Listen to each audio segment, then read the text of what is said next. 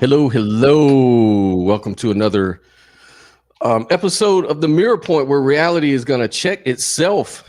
And today we're going to be talking about the simulation theory or hypothesis, however you want to frame it. We're going to discuss it and get right into it, man. So let's go.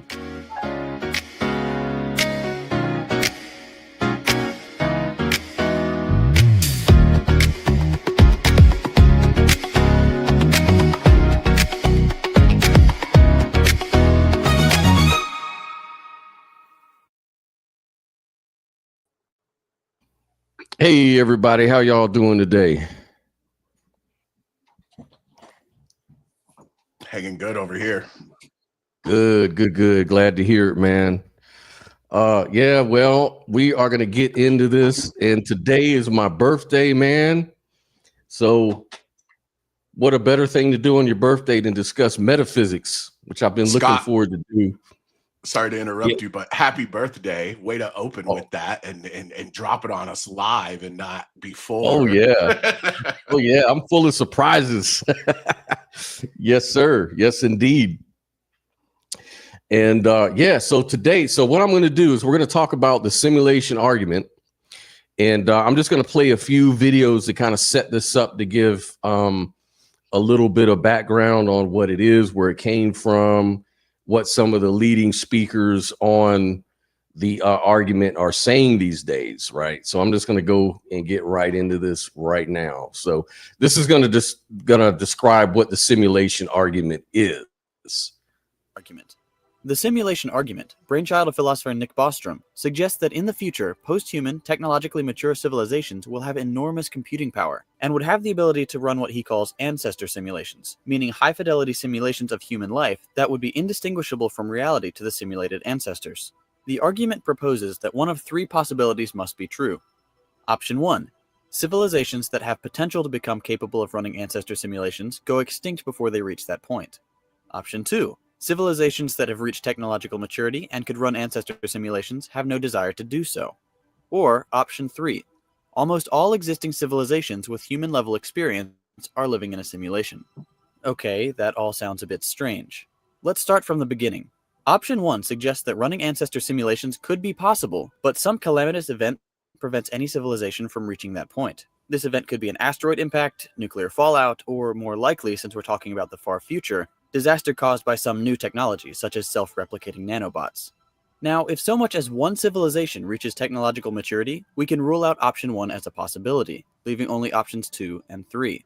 So, say the technology to run these simulations is widely available to advanced civilizations. Option 2 suggests that these civilizations might choose not to run them. The most likely explanation for such a choice is for ethical reasons. If they can simulate emotions and sensations, then that means their sims could experience pain and suffering. If, however, even one civilization chooses to run a simulation, then we can rule out option 2 as a possibility. That leaves us with only option 3, or what's commonly referred to as the simulation hypothesis. If a post-human civilization can run one of these massive simulations, then it stands to reason that they could run several, or hundreds, even thousands.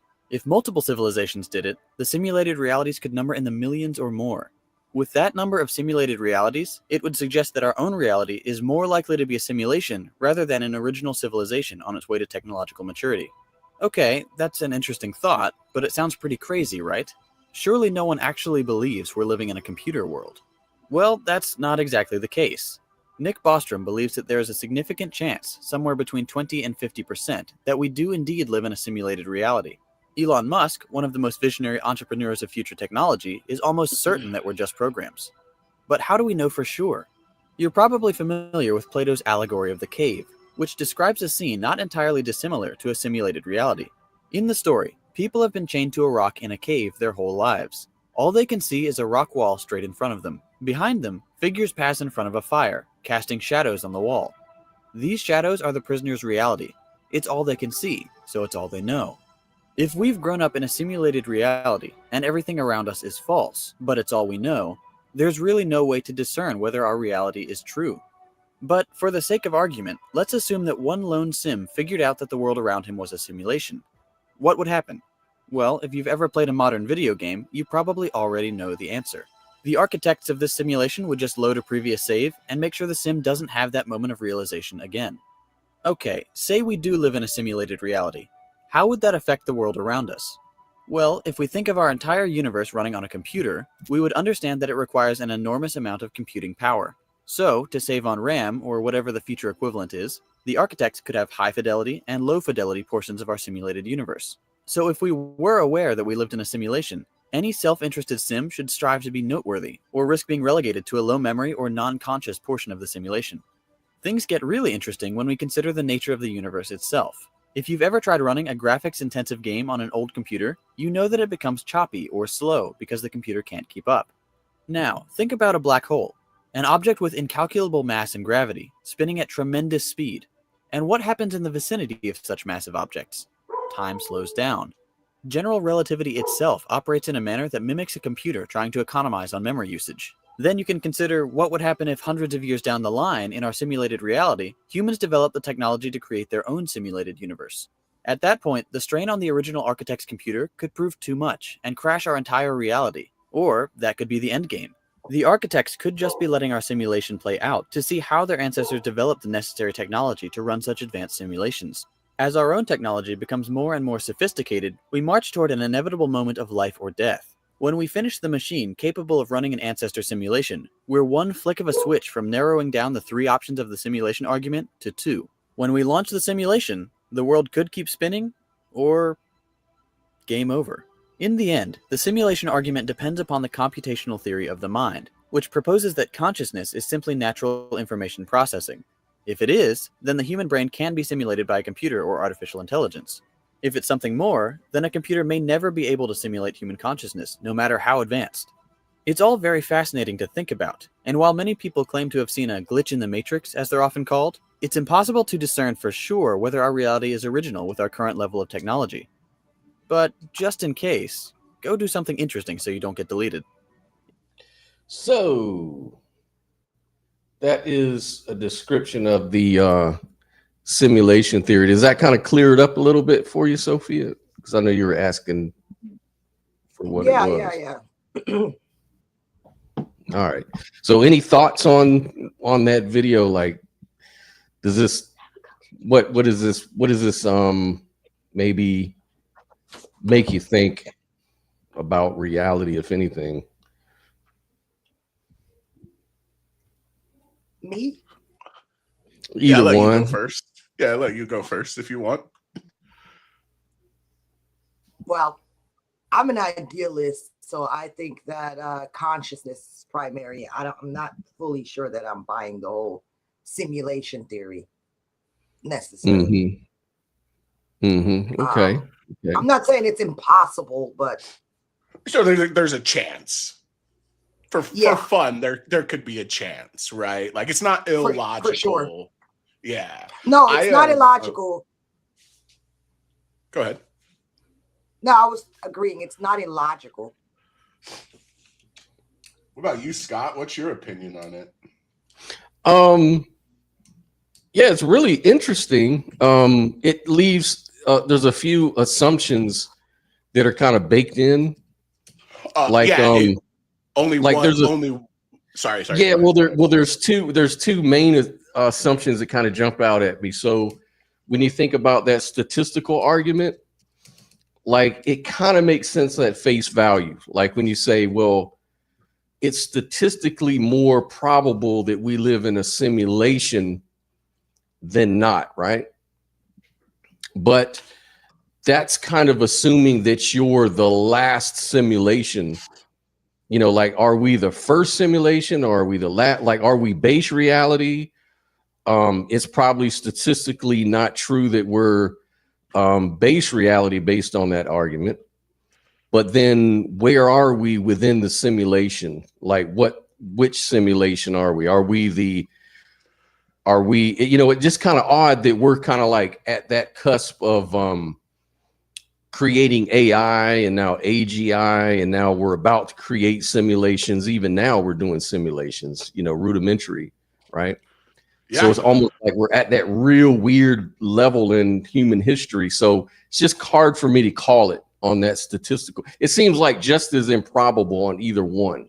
You have to, I think Nick Bostrom's main assumption is we have to give the three options of either we live in a simulation, or that there was an advanced species that decided not to make a simulation, or there hasn't been an advanced intelligence to make a civilization. He gives all three of those the same amount of weight. That's the first big thing to assume within the simulation thing, is that these three are all equal in probability and in weight. So like you said, that you do have to assume things with it, which is, well, every model has an assumption. We have to assume. I have a question. Go ahead. Sorry. No, you're good.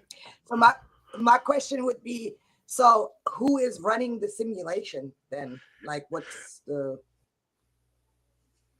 So if you don't, I can give you my opinion on that. I almost feel like that's like asking like a theist who goes, well, what about God? Right? Like, isn't God controlling everything? Because I think let's just think we're at a point to where we do live in a simulation. And I don't think it's that like deep, as if there's, some alien sitting here playing The Sims and controlling each and every one of our lives. It's, if anything, it's more like, hey, we're just like in the video, he's talking about the ancestor simulation or whatever he was talking about. It would just be a computer program that is just running to simulate things, right? It's not a video game. It's not like anything interactive with this creator, creator of the simulation. It's just a simulation, one of infinite, because again, it goes into, you could even say the simulation hypothesis is part of the multi-universe or multi-world hypothesis, meaning there's just a million different simulations running at the same time, and in one simulation we see the universe not form because of one constant that's off. We see the universe form where we have 12 legs, or where, Sophia, you're sitting in my position and I'm sitting in your position and Scott's sitting in my position. That's the thing about it, is like, I don't think when we look at it and when it comes to who created it or who running it, is like, we're not even on that level in terms of being important to be controlled or ran the simulation by somebody. That's my opinion. Yeah, it's just not necessary, in other words. So is the program a primordial thing that does what it does? I'm sorry, say that again. So the program that's running the simulation is just a primordial thing that does what it does without causation? I think there's a purpose in terms like a natural thing. Yeah. Yeah, kind of. I think she was asking, is it like a natural? Yeah. I think, and so that's interesting. I ran across, and this kind of leads to the No, you go ahead. Go ahead. I'm sorry. I was just going to say that in the grand scheme of things. I was going to say. I think we're a little delayed. Go ahead, Scott. You're going to go. Yeah, we're lagging. I'll say this really quick. I was just going to say this sets up the second video. So go right ahead. Oh, no, go ahead. Play the video. Okay. So I'll go ahead and get it ready, because this is comparing it to theism. Like you were saying, it's you can kind of compare it to the theistic argument in a way, in some ways. And so there was a video from one philosopher of mind I really follow a lot on the One More Brown channel, and he's a philosopher, professor up in upstate New York, I believe. But I'll go ahead and let him. He's talking to a theist, and they're talking about their nature of reality and all that kind of stuff. So I sort of think that all of these arguments for theism, with the exception of the ontological argument, the one exception, every other argument for theism is actually a better argument for the simulation hypothesis. So that's something that I actually have argued for in other places. But I do think that in the way that you were just suggesting, fine tuning is better explained by the simulation hypothesis than theism. So I don't see why people get to jump immediately to theism as the best explanation. No, simulation hypothesis is the best explanation for fine tuning and for all of these things. And I would even say for psychophysical harmony, actually, it's a better explanation. So I do wonder, I know you talk about simulation theodicies, but that's a different idea. That's in my opinion, that's a different different topic. What I'm interested in is the question of, do you think that like the cosmological argument, the teleological argument, the psychophysical one, that's a new one that you come up, but I think that one as well, that these arguments, not only are they compatible with the simulation, but they're just like Bayesian wise, they support it better. That should be the one that you take as the conclusion of those arguments. I think it depends on the argument. So for a lot of the like traditional design arguments like fine tuning, or, you know, I guess I would think of psychophysical harmony in this camp. Well, for fine tuning, I think this is probably right. It's probably just as well predicted by the simulation hypothesis as it is by theism, and so the question there would have to be settled on other grounds. Not sure if that's right for standard versions of the cosmological argument. So these often have the conclusion that there is like a necessary causally efficacious being. And, you know, if we're thinking of the simulators as just kind of like, you know, ordinary dudes up in a higher level universe, you might think they're not, like, simulators so conceived are not like plausible candidates for being necessary beings. Well, what is a necessary being? Well, a being that couldn't fail to that necessarily exists, that couldn't fail to exist. So you might anyway, define there would at least be a question there terms in which they are necessary given our relation to them in this world. So I don't think that.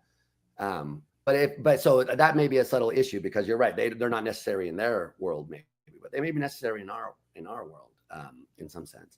Yeah, there's another argument I've written about with Brad Saad that we call the problem of nomological harmony, and here we make the point that it wouldn't be well explained by the simulation hypothesis, because that just pushes the problem back. So basically one version of this is like, okay, you've got a bunch of things with causal powers, but those causal powers are like harmoniously coordinated to allow for like interesting interactions among things. So like, you know, maybe like you could have had like X's and Y's at the initial conditions, but like X's only have the power to move Z's, and, you know, Y's only have the power to move Q's. And so there's just like, these things don't have reciprocally coordinated powers, so that nothing happens with them. And so like the fact that like the basic causal powers of things are harmoniously coordinated so as to allow for like interesting temporal evolution of the universe is something that's like we think is not a necessary truth, maybe calls for explanation. And here I think that the simulation hypothesis wouldn't work, because it would just kind of push the problem back, because, you know, to take the higher level universe that has the computer that runs the simulation that is our universe, in order to have like a physical computer, you got to have like multiple interacting parts whose powers are harmoniously coordinated with one another. So that would just kind of move the bump. But why does it have to be a physical computer? I mean, by our standards, by our terms, it wouldn't be physical, since it's not part of our physical world. Well, I guess so. Whatever it is would be non. It would have to have multiple interacting parts. Whether why do you think that? I mean, is God a simple thing that has multiple interacting parts? No. So why couldn't the base level reality be like that as well? If the non-sim, so what you're assuming is that the non-simulated world will be like the simulated world, but a kind of Kantian humility should suggest that that's, you know, if you take the simulation hypothesis, that's not guaranteed. Right. That's kind of what I was thinking. It's kind of like, you know, there's a lot of hidden assumptions with a lot of these ways we argue about it. It could be that the simulation argument is true in a sense, but then the substrate could be like a parody of a god or a parody of something like that. So it could be like an idealistic thing, like a natural, just source code, you might say. What do you think?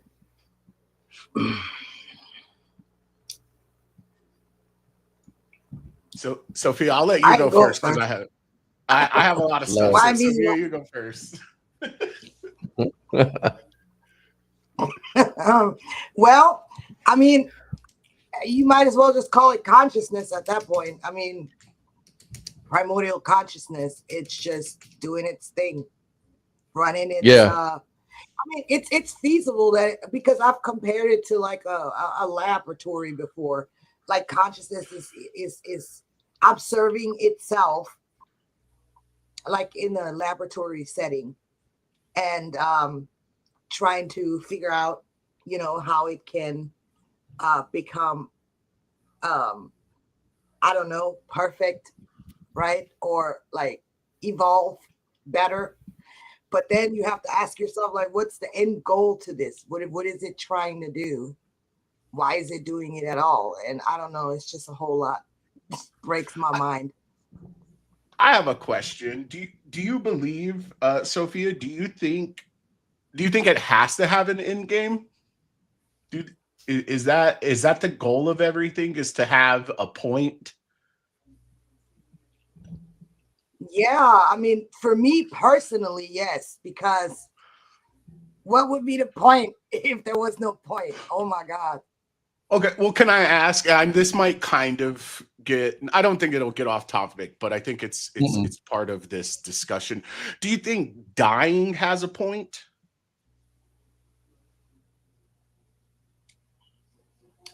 From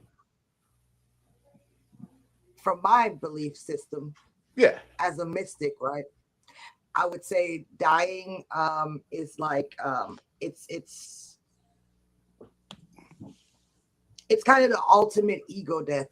It's when we realize that this is just an experience, and dying is like the transition to where you go back to wholeness, so to speak. It's not a death of life itself, but it's death of your identity.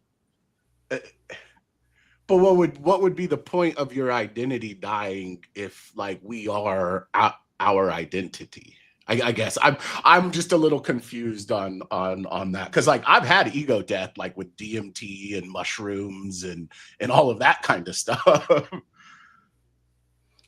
Well, that's when it gets a little crazy in my brain. Don't put me on the spot because I'm going to be labeled as crazy. But Hey, go ahead. we're all crazy. We're all crazy. I'll go there. I think that primordial consciousness is trying to achieve a physical reality in which it can sustain itself, like forever. In other words, achieve everlasting life, but in a physical, expressive kind of way. So each time you die, it's like the simulation failed. Wait, I have to do this again? Yeah. I have to live again, Sophia? Not you as a individual, right? That individual no longer exists. It's just consciousness doing its thing. It's just different aspects of consciousness. That's just what I think is going on. I have Go ahead. I have a view on it too, that's similar to what Sophia just said, except that I would just add that the consciousness, the whole idea of trying is maybe a bad word to use possibly here, because the way I think about something like a primordial consciousness would be something natural, something that just is determined to do what it does, like kind of like we are, we are expressing nature through who we are, like the kind of form and pattern that we are in nature. We may have this illusion of directing and controlling, everything, but we forget that we had priors that were not in our control, that landed us where we are. And so it seems like that's the way that nature works, at least in some experiential aspect, is that, experience just is. It's just doing what it does. And the only job experience has is to experience. And also, the other function that it seems to have is to always expand. Consciousness always wants to expand. And when I say want, I mean that sort of in a colloquial way. I don't mean like I have to sit around and think, what do I want to do with my life? No, it's not like that. Consciousness just is doing that. It's expanding itself through different forms, like evolution, like, bat consciousness, roach consciousness, human consciousness, dog consciousness, all of that kind of stuff is just expressions in my view. So it's kind of similar to what Sophia said. And I would rest it there on this thing I would call consciousness, only because it's the most parsimonious, instead of trying to create like gods with personalities or kids in a basement with a computer doing the simulation. I would just say it kind of bottoms out to consciousness, I do think that there's intention, though. I don't think it's as unintentional as people think it might be, because just like human beings, we have intentions. We don't just live our life. We have intentions, right? I don't think there's one single individual on this planet that doesn't have some type of intentions and something. What if I raise my hand right now? Say, I don't have any intentions. I'm just here for the ride. Okay, but if you're here for the ride and that's what you're here for, even that is an intention. It's not my own personal intention, though. My intention would be to get off the ride. Well, then that sounds kind of bad. No, what do you mean? What do you mean though by bad? I mean, it depends on what you mean by that. Oh no, not Suey, not the Suey squad. Not Suey, but you do think that it's a shitty ride, right?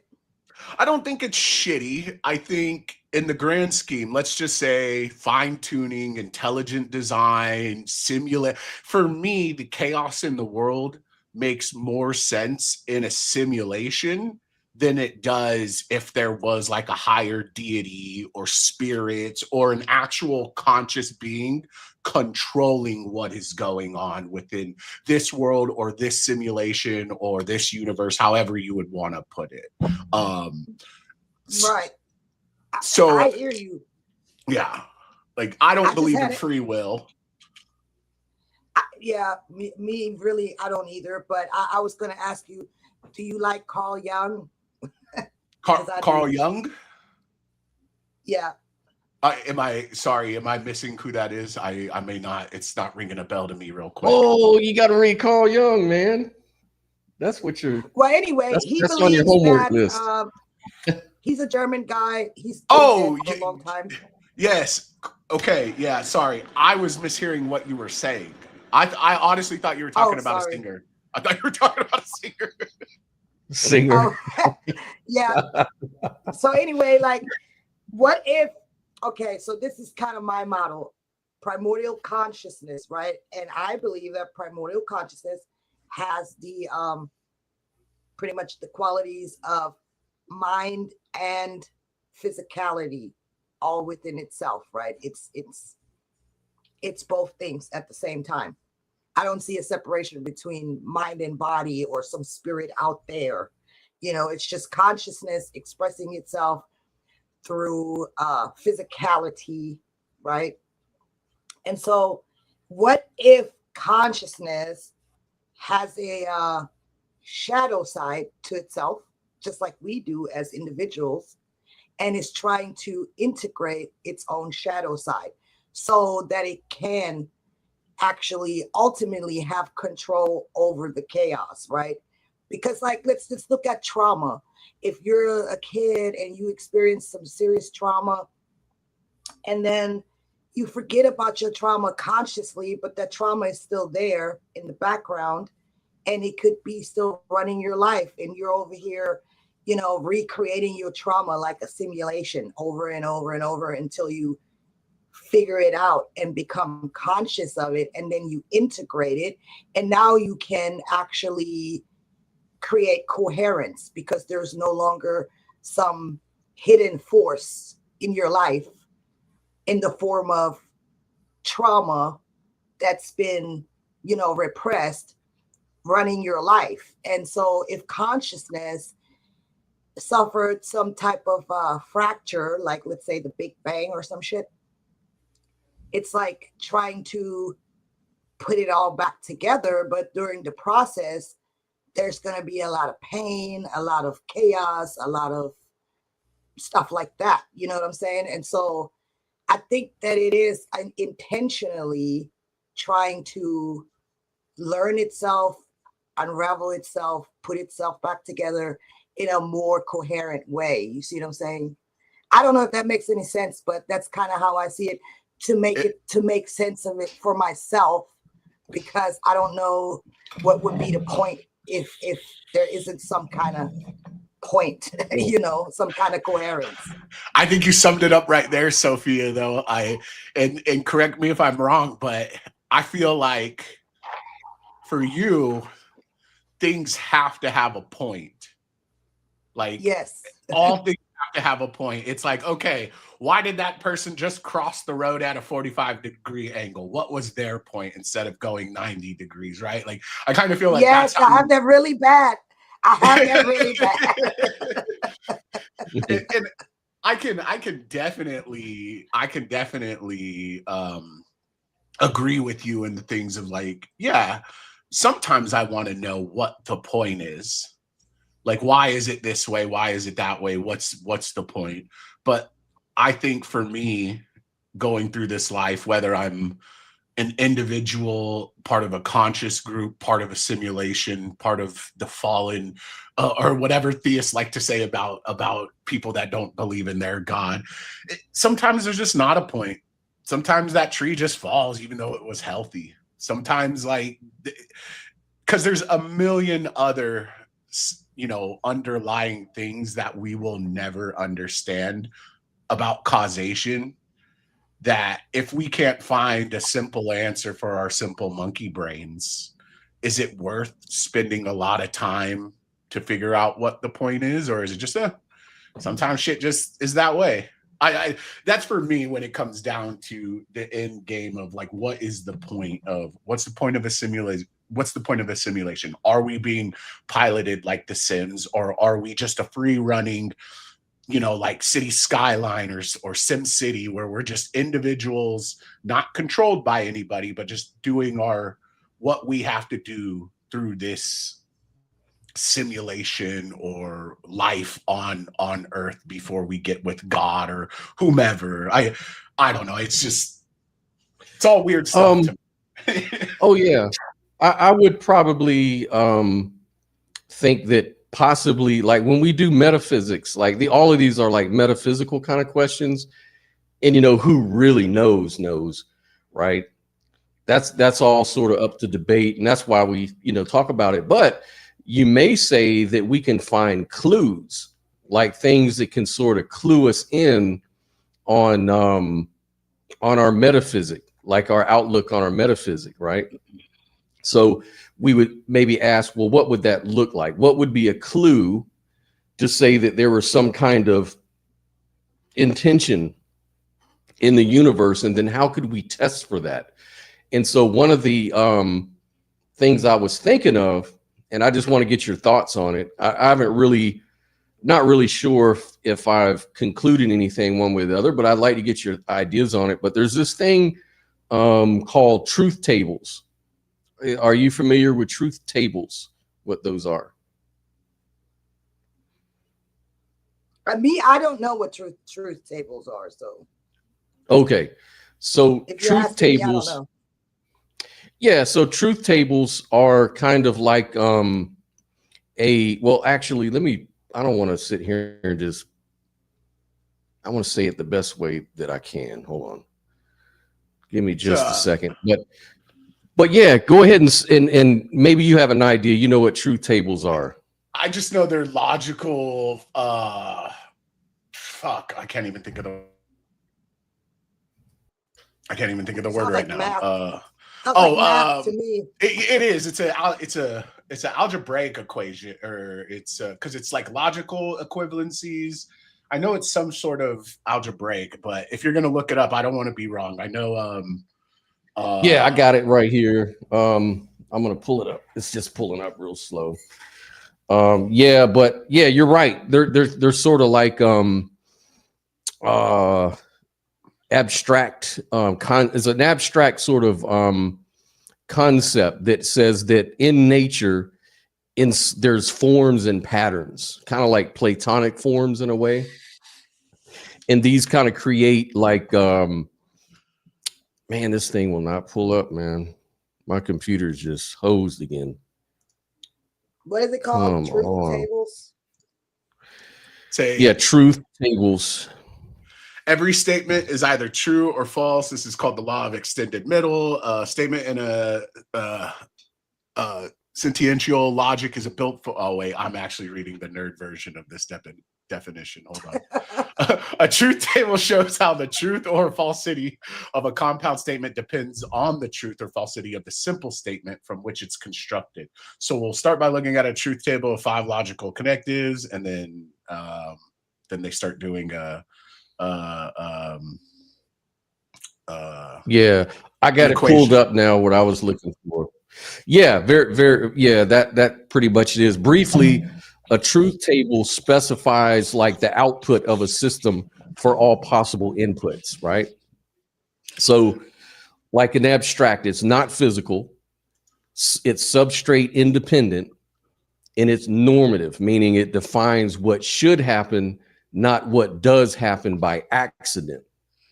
So this kind of relates when you think about intention, that, you know, when you say something doesn't have a point, you start thinking about non-intention, accidents, randomness maybe. But a truth table constrains behavior. So that's kind of the difference. So there's this biologist, we do a lot of I don't videos understand any of that, what you just said, though, Scott. I'm sorry. Like, you gotta break that down in layman terms. Well, I'll break it down like with the experiment that Michael Levin does, right? So there's this biologist, and his name is Michael Levin. So what he does is he researches bioelectricity, morphogenesis, and basal cognition. And these experiments show that biological systems behave as if they are implementing decision rules that map states or outcomes. And that's exactly what a truth table does. Like, for example, with cells and tissues, these can sense internal, external conditions, which are inputs, evaluate deviations from target states, like they can migrate to where energy is, escape dangers, stuff like that. And they can choose corrective actions. So this is a logical control, not just mere chemistry. And so when you think about truth tables, that's where it's sort of derivative from that. And so I'm just saying that maybe this truth table stuff could be maybe a clue about intention. What do you think, if that was the case? I have no idea, because I still don't know what the heck y'all saying. Sorry, but not registering that. Y'all are too logical for me right now. My dumbness is showing. It's cool. It's cool. It's getting a little. Once we start getting into algebra again, you got me. Yeah, it may be even going out of the topic. I just kind of came to my mind when we were talking about intention within a hypothetical simulation theory. But the first thing I guess we could ask is, go ahead. I just want to get straight on this before we go any further, or I'm going to be lost the whole damn time. So I just found this, and I'm going to read it, and you can correct me if it's wrong or not. But it says, a truth table is a simple, structured way to show how the truth or falsity of a statement depends on the truth or falsity of its parts. Yeah. It's most commonly used in logic and philosophy, mathematics, and computer science. A truth table lists all possible truth values of one or more statements. shows what the final statement becomes in each case. Think of it as, Right. if this is true and that is false, what does the whole claim amount to? Oh, and then they go into this weird ass formula right here. Like, what the hell? Well, maybe a good example is kind of like, let's say evolution created triangles or something, right? And let's say through natural selection, you get, the one side of the triangle, then through a lot of, blind processes and steps taken, you get the other side of the triangle, right? Well, then nature fills in the bottom without any evolution at work. It's like that's the truth of it. It sees a pattern being formed and it just fills in the rest without the blind processes of evolution. If something like that were the case, would that show intention?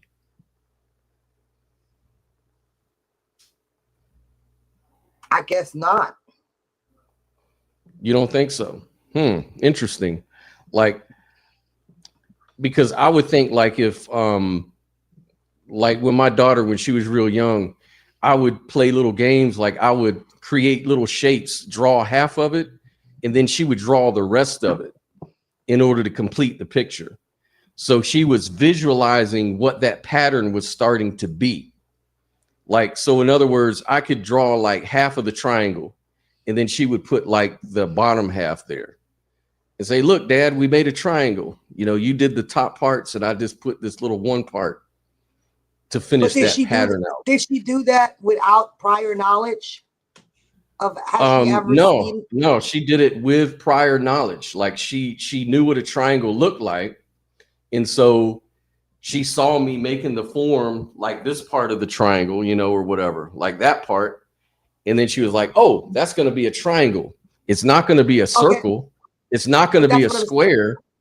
That's what I'm saying. She knew what a triangle was already though, right? Right. And that's what I'm saying. Nature knows already what it's going to do because the patterns are in this mind out there. It's in this patterns of forms. And that's what the truth table is trying to tell you, is saying that there's this patterns, and the only patterns that can be expressed are those patterns that are possible to be expressed. And a lot of that doesn't have to, and it doesn't have to come from just blind processes alone. A lot of that is filled in intelligently by drawing on the knowledge of what these patterns could represent. An eyeball doesn't like, oh, go ahead. Yeah. And I was just going to say, that's the work that Michael Levin has set out to prove. And he's shown that and demonstrated it in a lot of his work, like with anthrobots and tetrabots and things like that. They'll naturally form a more efficient. So think of like an eyeball. An eyeball doesn't have to be recreated every time it was improved. Nature just already knew that was the bottom of the triangle when that triangle was drawn. Correct. Like it didn't have a complete, perfect, like this is where it's kind of different than Platonic forms, like the ideal forms. It's not really going that strong, but it's just saying that there's a basic pattern that you can work with in order to create these particulars. These particular forms can be made drawing off of that, I don't know what you'd call it. He calls it a space of Platonic forms, for lack of a better word. So that's very consistent with an idealistic view, but it's also consistent with an intention, possibly, I guess. And I'm just trying to figure out to myself, I don't really know, but I'm thinking, what do you guys think? If that were true, would that point to intention or just more unconscious? It's more like a knowing. That would point more to like a knowing or an inner knowing or intuitively knowing.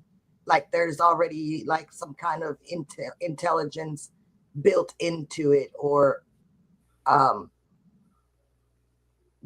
like, because if you didn't see it before and you know what it's supposed to be, then you don't have any prior knowledge of it, but you had the knowledge is somewhere for you to come to the conclusion that it's supposed to be a triangle. So where is this knowledge? It's in yourself somewhere already, right? Right. That's the point. So like Michael Levin would say, well, these patterns and forms are mediated through bioelectricity. It's drawing off of the energy of the nature, or somehow, you know, we went in through all of this stuff, and it just sort of ingresses upon nature, the physical world.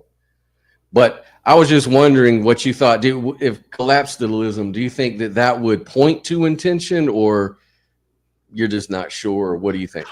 I would just say I'm not sure, because in my mind, well, I guess probably a lot of people, that there's just so many things that it could be part of this, part of that, part of this, part of the other thing. And so for me, I don't know at times. No conclusion. Yeah. Yeah. That's kind of where I'm at. Yeah. Which I feel like I could sleep good at night understanding. You could. These are all just. I cannot stand not knowing. This shit drives me crazy. But I mean, I have PTSD. I gotta know, or I'm gonna flip out. So I think I have PTSD, and I don't like knowing all the time. No, yeah, well, wow. my nervous system is always scanning for shit. Like I can't even help it. It's terrible. Ooh, I already disagree with that title. Yeah, do you know this guy? This is Roger Penrose. He's like considered like one of the goats of physics and mathematics and everything. He like won a Nobel Prize for discovering black holes and things like that. And super old guy. He's like of the era of the what you call it? Man, his name just ancient physicists, especially the quantum physicists. He's one of those guys, and he doesn't believe that consciousness or intelligence is even possible in a simulation. He doesn't think it can be simulated. I just wanted to play his opinion to see what he may offer to the conversation. So I'll go ahead and let that one roll. Understanding transcends the use. Let me put that more clearly. What Gödel does, it's very clever. What he does is to produce a statement. Now, suppose you're trying to develop your mathematical. Let me back that up. Hold on, because I'm losing. What do you mean by proving a theorem? Gödel's theorem on logic, and I learned about Turing machines and the notion of computability. And I knew what computability meant. And I learned about Gödel's theorem. And Gödel's theorem I found stunning, because it told you that there are things. With USAA Safe Pilot, I can save when I drive safely. With USAA Safe Pilot miles. Transcends the use. Let me put that more clearly. What Gödel does, it's very clever. What he does is to produce a statement. Now, suppose you're trying to develop your mathematical methods of proof. What do you mean by proving a theorem in mathematics? How do you know it's really true? Well, you prove it. What does proof mean? Well, you see, does it mean, okay, you've got a set of rules, and if you follow these rules, that makes it a proof. Mm-hmm. Now, how do you know these rules only give you truths? Well, you've looked at them carefully and say, but maybe AI creates its own rules. No, you see. You have to be careful about this. This is the point. But I learned from Steen. This was a man called Steen, who was a logician. And I learned from him this important thing about Gödel's theorem. Now, Gödel's theorem is extremely clever. You make a statement which asserts that it cannot be proved by these rules. It's just, the clever thing is to make it do it. It says, you give your rules, which you regard as the rules of proof, and you could put them on a computer. So that means they're computational rules. Now, I knew that there were things that you cannot put on a computer. I learned from this course that there are non-computable things. There are things in mathematics which are not computable. Now, what does computable mean? It means that you can make a computer. Well, you have to define what a computer is. And Turing had one definition of a computer. There were several other, Church and Curry, other people had their definitions of computing. They all turned out to be equivalent. So there is one universal notion of computability, which is what you mean by what can be done by a computer. But maybe this is only language problem. It's not a language problem. You see, you make your new language. Sure, you can do that. You make your new language. And that's what you can do. See, let me describe the Gödel theorem, how it works. You see, the Gödel theorem says you construct a statement which says, you see what it means. The way you've constructed the sentence, you can see what it means. And what it means is I am not provable by those rules. And it does that. It really says that. Then you see, okay, well, perhaps it is provable by the rules. If it is provable by the rules, then it must be true. Well, I've said it the wrong way around. Doesn't matter. The other way, suppose it's false. Then that means it's provable by the rules. And if it's provable by the rules, you've understood the rules, you said, you looked at them all and said, yes, that's okay, that. Sure, if you follow those rules, it is true. So that means you believe that the rules only give you truths. So therefore it is true that it's not provable by the rules. If it's false, you see, then it is provable by the rules, and therefore it's true. So it has to be true and not provable by the rules. I found that amazing. But still, I don't understand why AI cannot create its own rules. Because it doesn't know that they're true. You see, that's the whole point about the Gödel theorem. The whole point, as far as I'm concerned, about the Gödel theorem is how do you transcend the rules? And that's what you do by understanding them. You understand them why they're true. It's not that you use the rules, but you understand why use of the rules only gives you truths. And that's how you can prove things which go beyond the rules. So it seems like what he's saying is you can't program in understanding. You can only program in different rules. And so is something like understanding even programmable? It seems like that's something akin to consciousness. Like consciousness is being self-aware or aware of your external environment. Can we really simulate consciousness? Or wisdom through experience. You can't really program that. Program it in, right? Like evolution gave us millions of years of, tooth and claw survival in order to be trial and error to be who we are. And that's how we come to know the reality the way we do as the kind of observers we are.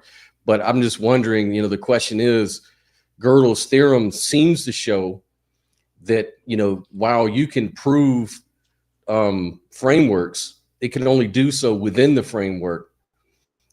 But then the understanding of those rules being true or false is not computable. So it's always requiring a person to make a conscious being to make those rules within that framework. And so where does that leave the simulation theory as a natural simulation? Or like maybe it could be, there's a problem of consciousness. Like if we're within the simulation, how is it that we're conscious and can understand what a simulation even is? Sorry, go ahead. I'm done. I'm sorry.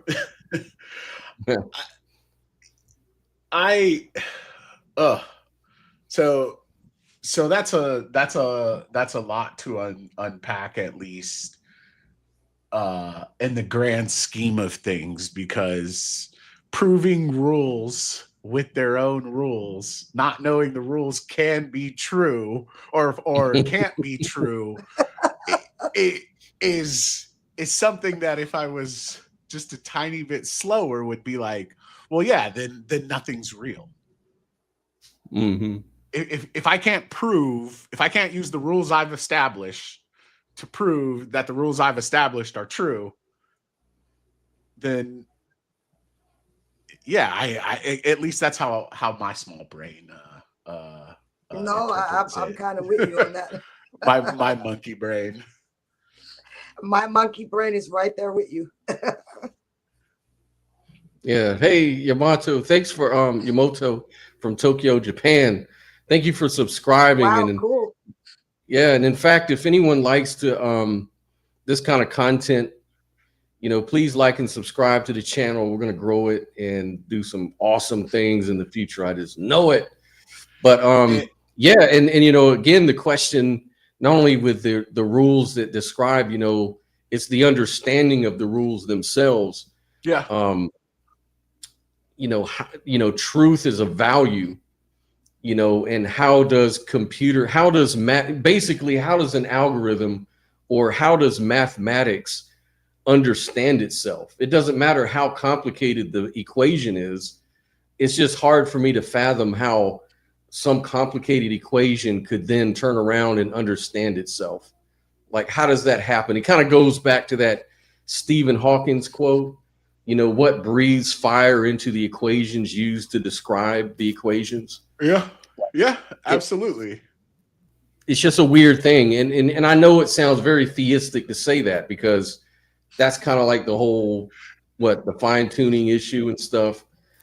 But Scott, I was going to say that a theist could take that argument and then just start going, well, you know what? If math can't even prove math, then obviously God. Right. Or even better yet, there's another philosophy called mathematical physicalism. And that's to say that everything basically bottoms out. The fundamental of nature is mathematics. So the universe was created by mathematics. Consciousness was created by mathematics. Everything we observe is just the output of a mathematical equation. And the reason they say this is because we know that at the Planck scale, matter and energy becomes immeasurable. You can't measure it, at 10 to the 33, 10 to the minus 33 centimeters. So in that case, if you shine, it's not like you can't go beyond that. You can, but except you'll create a black hole. So in principle, you can't measure beyond the Planck scale. And so beyond the Planck scale, they say it's just abstraction. It's quantum mechanics. It's something that's a probability field, like a field of distribution, probability distribution, or whatever. Those are described in mathematical terms.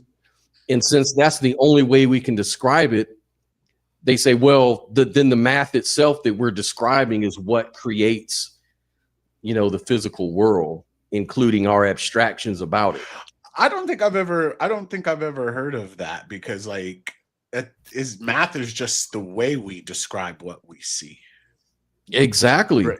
For me, and for so me, it's descriptive, not prescriptive. Yeah. It's descriptive. Exactly. Real quick, I did want to touch on what Yamato was saying in terms of to believe we need evidence. Yeah, absolutely. We need evidence to believe in simulation theory.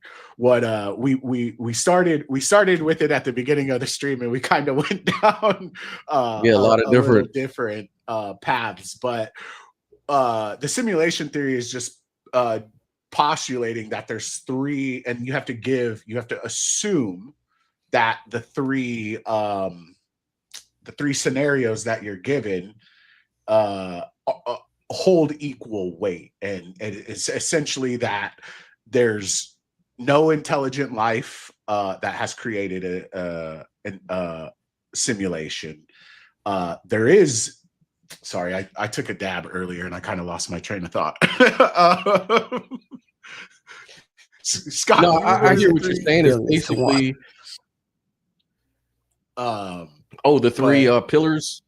Yeah, where it's You have to give the three. I'm so sorry. I lost my train of thought.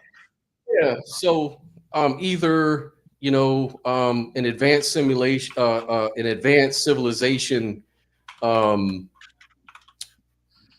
kills itself off before it learns how to create simulations. And then the second one is, well, they survive to create simulations, but they choose just not to simulate anything like. And then the third is then we're most likely in a simulation just based on the odds. So it's a statistical argument. Yeah, and we're already assuming that the three of them hold equal weight. It has to be one of three. We're not saying we actually live in one. There are obviously the logical. If you give weight to the three of them, there is that logical. You have to be logical about it and go, well, yeah, it's got to be one of those. And the most logical one would be, that you do live in a simulation. But that's because we're assuming that the universe is 14 billion years old. We're assuming that, how many civilizations are 100 years ahead of us in technology? 1,000, 10,000, 1,000,000, 1,000,000,000, even 10 billion. And if you just took those odds, it would make more sense that we live in a simulation. Not that we actually do, though. We have to assume everything prior to that is true. And so that's the nature of doing metaphysics. Metaphysics doesn't call for evidence, otherwise it would just be physics. So when we do metaphysics, it literally means after the physics, So we can only really do comparative analysis from one metaphysical model to another. But keep in mind that they're all just models. It's not science as it is.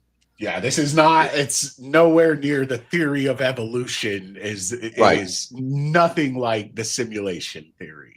Those are two different, one has tons of evidence for it. And then the simulation theory would just be a thought experiment that we're assuming because they can be true. We're assuming that all of our qualifiers are true. Because again, it's not illogical for any of the qualifiers to be true. We just don't know that they are. Now, this leads us into the final video I wanted to show about this engineer who says he's pretty sure we do actually live in a simulation. And he says that we have evidence of it. So I wanted to go ahead and see what he has to say about that. In any simulation, you end up with glitches, whether it's deja vu. All the major religions of the world can be reinterpreted from a simulation point of view. Maybe we shouldn't just dismiss them. Doesn't that dramatically increase the odds that we're in a simulation? So it increases the chances dramatically to 99%. I've talked to people in some of these top secret programs. There's something weird there. Interesting. Sausalito, and they were looking out over San Francisco Bay, beautiful landscape, nice. beautiful. Nice. Yeah, I think it's one of the most beautiful cities on a nice day. But then, he said, here, you got to try this. So I put on a virtual reality helmet and we started to. Let's get past that. Pac-Man.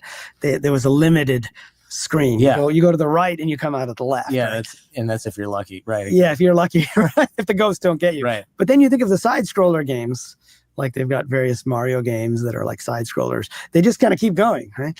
And eventually what happened was video game designers learned to use procedural generation to create worlds that might seem realistic. So there was a game called No Man's Sky, which came out in 2016. So again, almost 10 years ago now. Wow. And it had 18 quintillion worlds, right? So that's way more than any human game design team, right? Yeah, I don't even know how to, my brain doesn't know how to deal with that kind of number. Yeah, that number is just so huge that it's effectively infinite, right? And why 18 quintillion? Well, it turns out it's 2 to the power of 64 is 18. So it's like a memory limit on the current.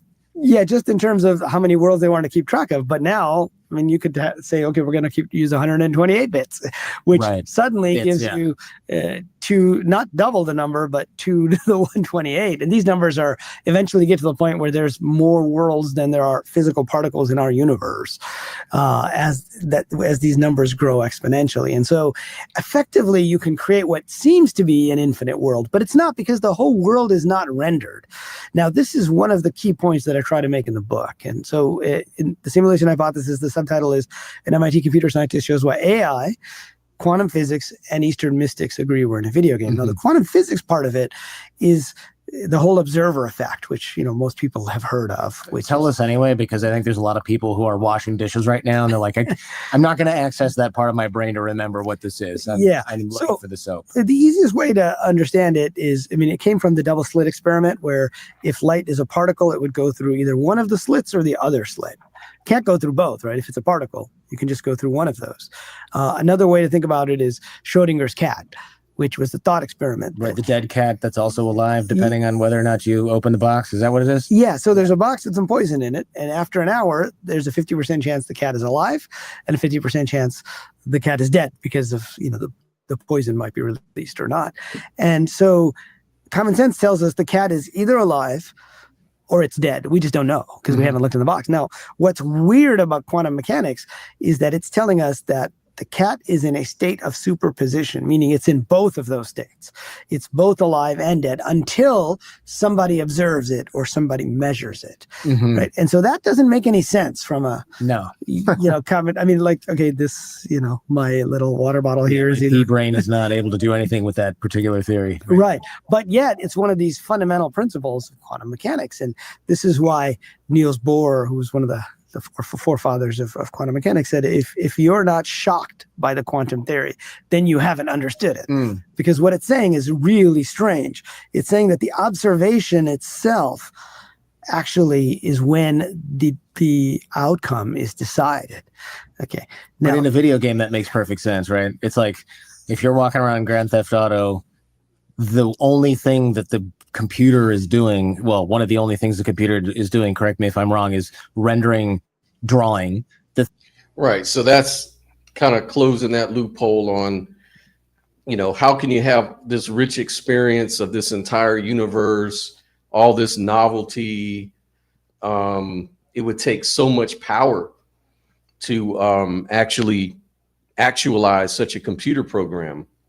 And so what he's saying is that it could just be a rendering type of tactic, if that makes sense. But this guy, he goes on and on. I don't really want to play too much.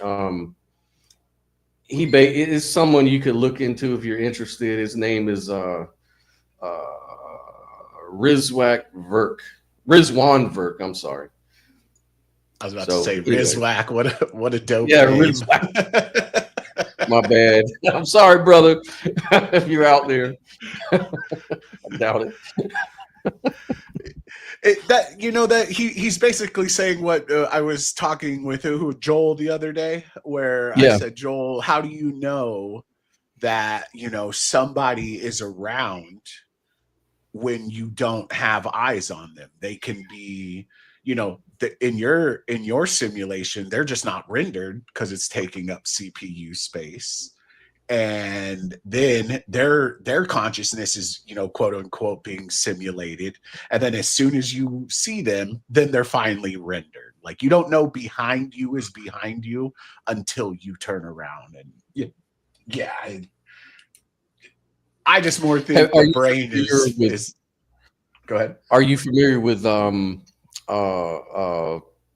shit, why am I having brain farts? Man, I'm getting old. This one day on my birthday that I turned 57, I'm an old man already. Happy birthday. Can't remember No, you're not. No, you're not. And happy birthday to you, Scott. Thank you. Where's your donation? I know I told you. I know I told you earlier, but yeah, everybody give Scott a donation, a birthday donation. He deserves it. Yeah. I'm looking for your link right now. Where do I find it? Oh shoot, man. Hold on. Give me a link. Buy me a coffee. I have to pull it up. My screen went black, y'all. Did it go black? Yeah, I don't know what happened. Uh-oh. Well, yeah, so Donald Hoffman, are you familiar with who that guy is? Donald Hoffman. It's not sounding familiar. Oh my God, I gotta play that video. I just want to say though, I kind of am making my mind up as we're going along about this whole simulation theory thing.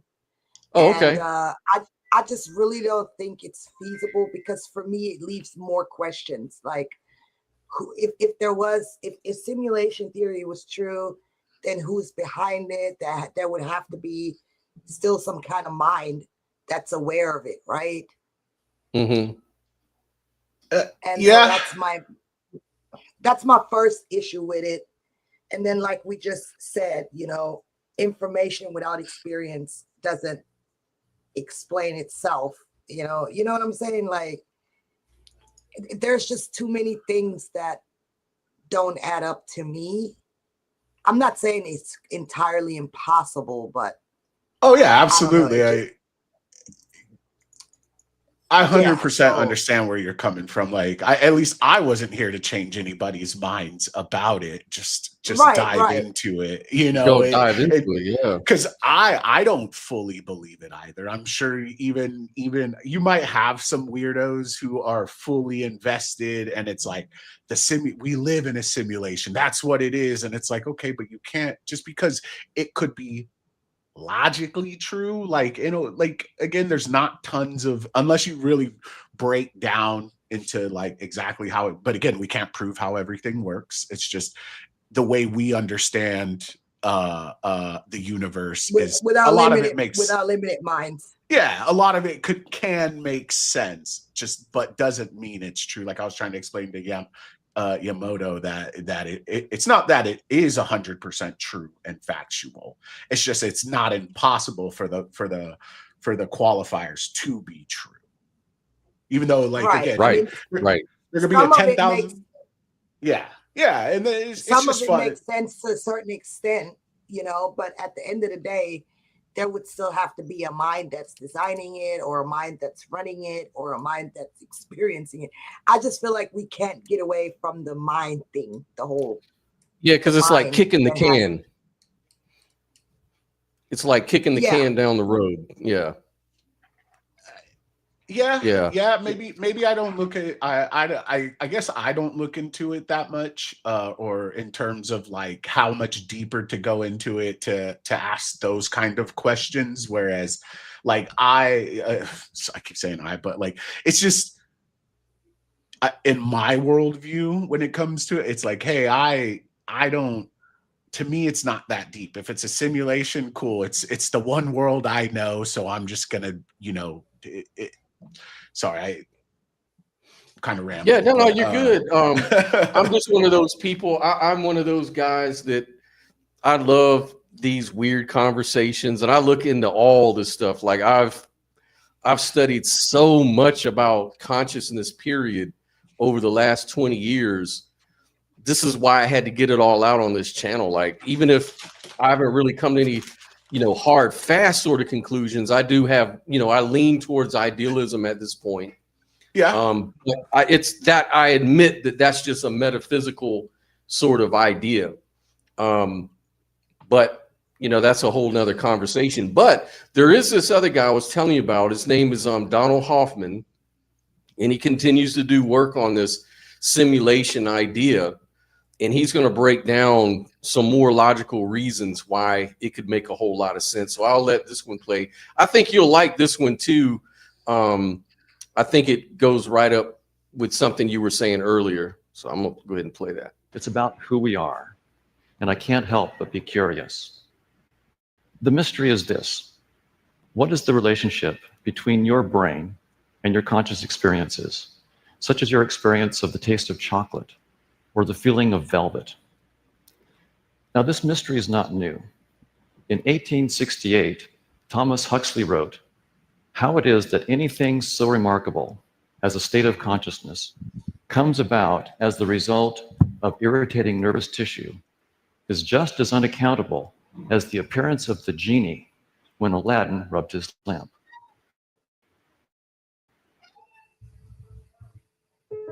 When's the right time to get your financial house in order? With Northwestern Mutual, the right time is right now. A people-first plan from a Northwestern Mutual financial advisor can show you better opportunities ahead and help you leave blind spots behind. Now, Huxley knew that brain activity and conscious experiences are correlated, but he didn't know why. To the science of his day, it was a mystery. In the years since Huxley, science has learned a lot about brain activity. But the relationship between brain activity and conscious experiences is still a mystery. Why? Why have we made so little progress? Well, some experts think that we can't solve this problem because we lack the necessary concepts and intelligence. We don't expect monkeys to solve problems in quantum mechanics, and as it happens, we can't expect our species to solve this problem either. Well, I disagree. I'm more optimistic. I think we've simply made a false assumption. Once we fix it, we just might solve this problem. Today, I'd like to tell you what that assumption is, why it's false, and how to fix it. Let's begin with a question. Do we see reality as it is? I open my eyes, and I have an experience that I describe as a red tomato a meter away. As a result, I come to believe that in reality, there's a red tomato a meter away. I then close my eyes, and my experience changes to a gray field. But is it still the case that in reality, there's a red tomato a meter away? I think so. But could I be wrong? Could I be misinterpreting the nature of my perceptions? We have misinterpreted our perceptions before. We used to think the Earth is flat because it looks that way. Pythagoras discovered that we were wrong. Then we thought that the Earth is the unmoving center of the universe, again because it looks that way. Copernicus and Galileo discovered, again, that we were wrong. Galileo then wondered if we might be misinterpreting our experiences in other ways. He wrote, "I think that tastes, odors, colors, and so on reside in consciousness. Hence, if the living creature were removed, all these qualities would be annihilated." Now that's a stunning claim. Could Galileo be right? Could we really be misinterpreting our experiences that badly? What does modern science have to say about this? Well, neuroscientists tell us that about a third of the brain's cortex is engaged in vision. When you simply open your eyes and look about this room, billions of neurons and trillions of synapses are engaged. Now, this is a bit surprising because to the extent that we think about vision at all, we think of it as like a camera that just takes a picture of objective reality as it is.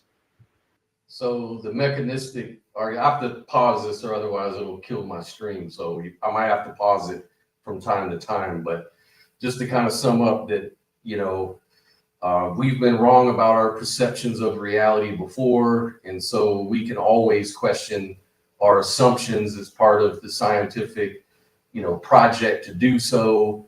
And so he's just going through that whole process here. Now, there is a part of vision that's like a camera.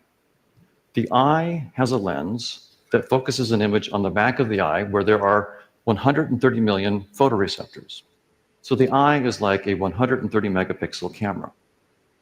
But that doesn't explain the billions of neurons and trillions of synapses that are engaged in vision. What are these neurons up to? Well, neuroscientists tell us that they're creating in real time all the shapes, objects, colors, and motions that we see. It feels like we're just taking a snapshot of this room the way it is, but in fact, we're constructing everything that we see. We don't construct the whole world at once. We construct what we need in the moment. Now, there are many demonstrations that are quite compelling that we construct what we see. I'll just show you two.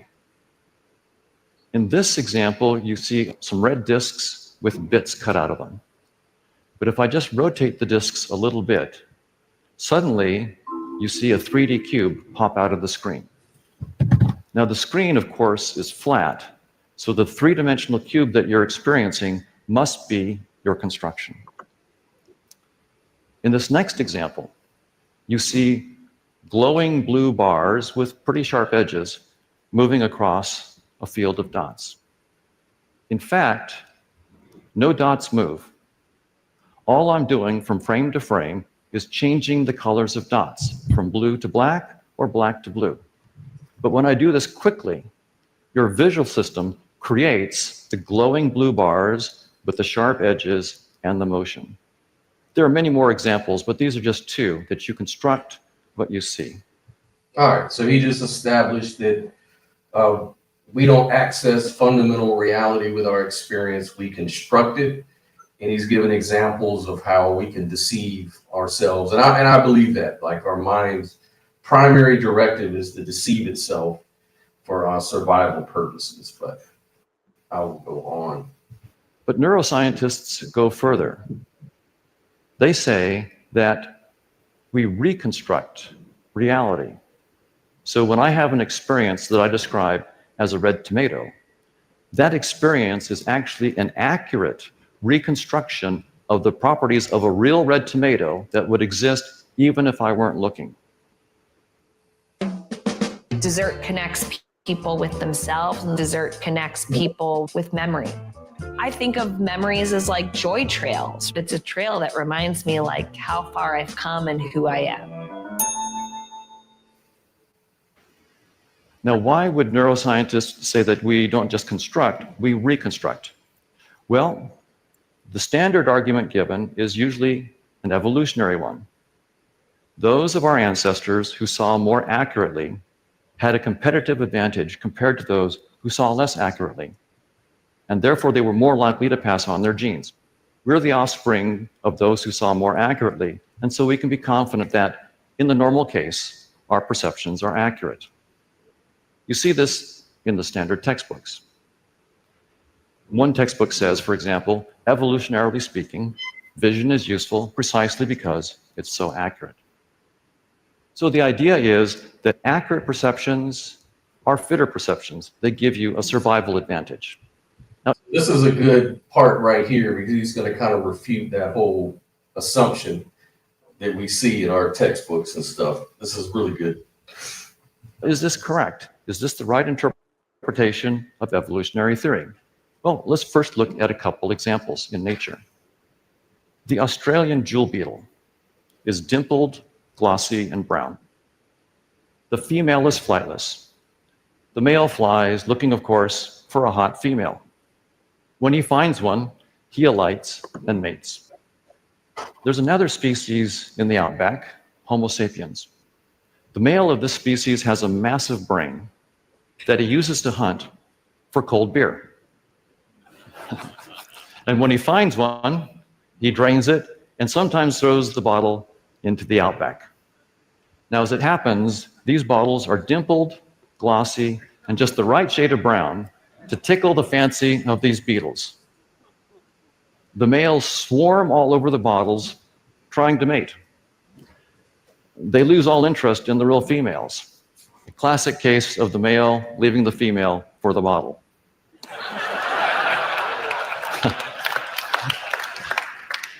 The species almost went extinct. Australia had to change its bottles to save its beetles. Now, the males had successfully found females for thousands, perhaps millions of years. It looked like they saw reality as it is, but apparently not. Evolution had given them a hack. A female is anything dimpled, glossy, and brown. The bigger, the better. Even when crawling all over the bottle, the male couldn't discover his mistake. Now, you might say, beetles, sure. They're very simple creatures, but surely not mammals. Mammals don't rely on tricks. Well, I won't dwell on this, but you get the idea. So this raises an important technical question. Does natural selection really favor seeing reality as it is? Fortunately, we don't have to wave our hands and guess. Evolution is a mathematically precise theory. We can use the equations of evolution to check this out. We can have various organisms or artificial worlds compete and see which survive and which thrive, which sensory systems are more fit. A key notion in those equations is fitness. Consider this steak. What does this steak do for the fitness of an animal? Well, for a hungry lion looking to eat, it enhances fitness. For a well-fed lion looking to mate, it doesn't enhance fitness. And for a rabbit in any state, it doesn't enhance fitness. So fitness does depend on reality as it is, yes, but also on the organism, its state, and its action. Fitness is not the same thing as reality as it is, and it's fitness and not reality as it is that figures centrally in the equations of evolution.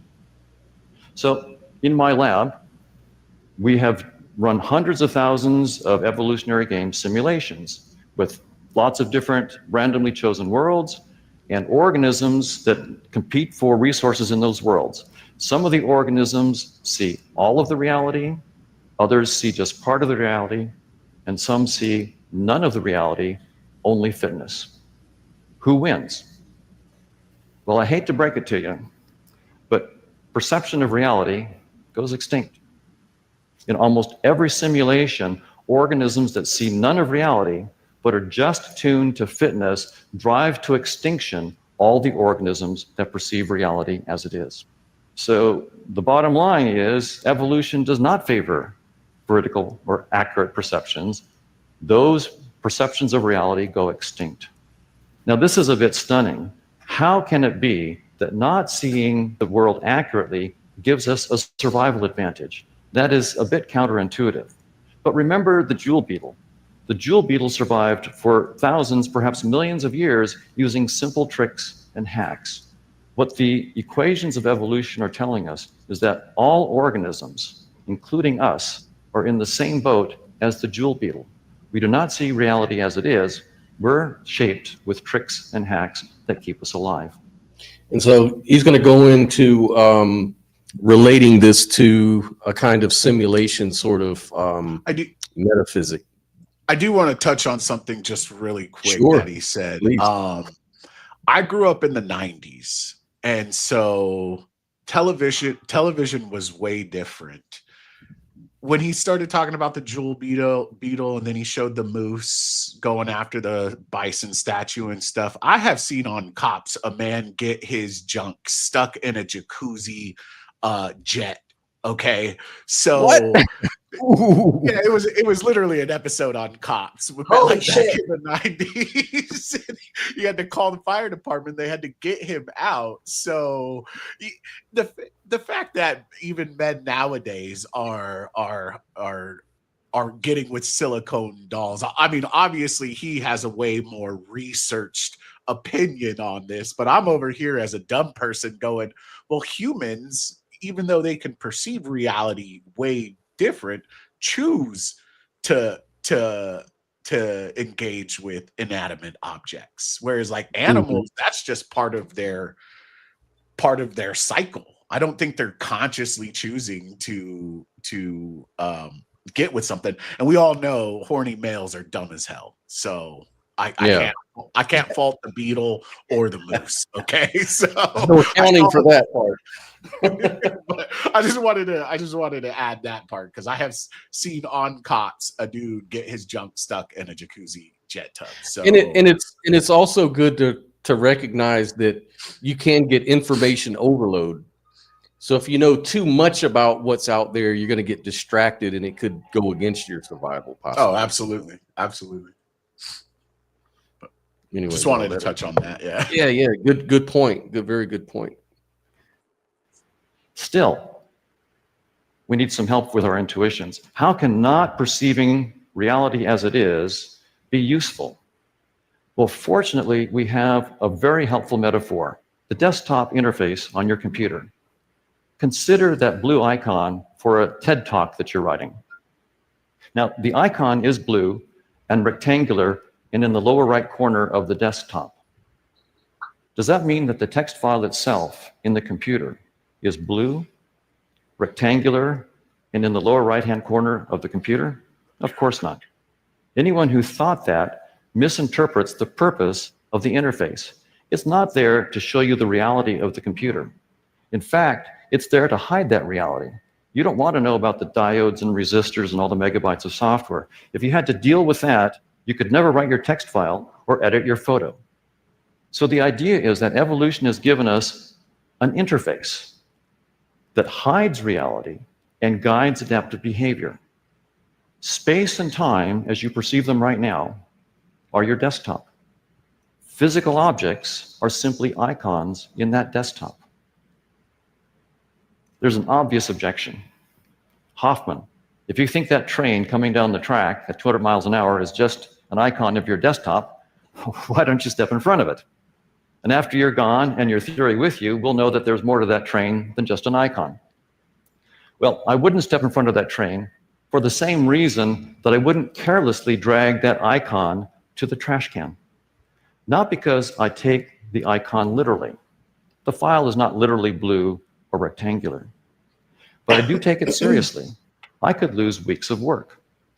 Similarly, evolution has shaped us with perceptual symbols that are designed to keep us alive. We better take them seriously. If you see a snake, don't pick it up. If you see a cliff, don't jump off. They're designed to keep us safe, and we should take them seriously. That does not mean that we should take them literally. That's a logical error. Another objection.